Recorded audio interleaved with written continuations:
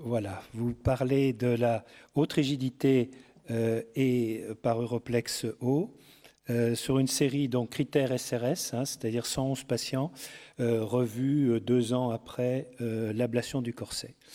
Donc l'idée, bien sûr, est de remplacer la correction que l'on faisait avec le plâtre par une série de trois moulages, on peut dire, de trois captures. Une sur les ceintures, on fait un premier scanner sur les ceintures, un deuxième sur le bloc lombaire et un troisième sur le bloc thoracique. Donc, l'ordinateur nous permet de récupérer les trois composantes, les trois blocs, avec, vous connaissez tous ce graphique, si vous êtes à 20 degrés, l'efficacité maximale est dans le plan transverse. Si vous êtes au-delà de 40 degrés, bien sûr, il faut un plan axial. Donc, on règle, bien sûr, en fonction de l'angulation initiale. L'autre caractéristique de ce corset, c'est le principe du GTB qu'on vient de vous expliquer ici, avec une translation et lordose au niveau lombaire, et puis pas d'expansion dans la concavité. C'est un bloc qui va nous permettre d'avoir un effet push-up sur la partie basse, la région lombaire, où le disque est épais, mais surtout de bien tenir la convexité thoracique et d'être plus efficace au niveau de la convexité thoracique. Si vous avez une expansion, vous ne pouvez pas être efficace au niveau thoracique. Voilà, c'est le principe de l'assasile qui avait été bien décrit par Jean Duploux.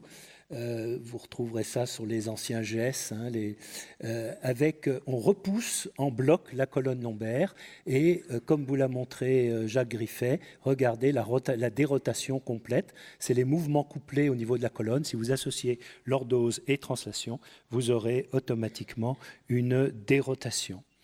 Voilà, donc ici vous avez cet effet de dérotation. C'est une enfant, je crois qu'il venait de Rio de Janeiro, oui, je me rappelle bien. Donc elle avait une bonne correction, il n'y a pas de problème dans le corset. Mais regardez, le plus intéressant, c'est l'effet sur le plan axial.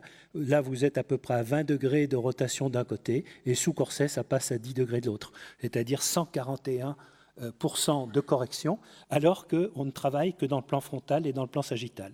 Ce sont les mouvements couplés qui permettent d'obtenir ce résultat. Voilà.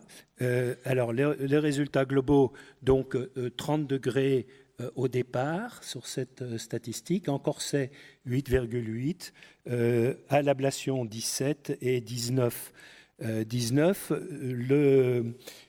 Aucun n'a été aggravé. La stabilité, 5% sont stables et 95% sont améliorés à 5 degrés.